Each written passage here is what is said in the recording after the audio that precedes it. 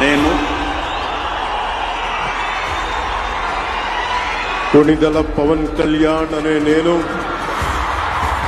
శాసనం ద్వారా నిర్మితమైన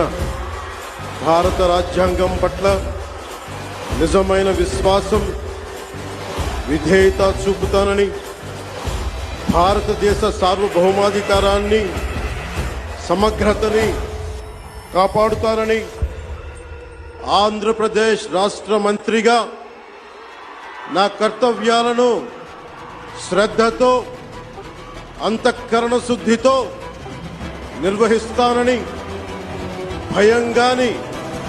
పక్షపాతం గాని, రాగద్వేషాలు గాని లేకుండా రాజ్యాంగాన్ని, శాసనాలని అనుసరించి ప్రజలందరికీ న్యాయం చేకూర్చాలని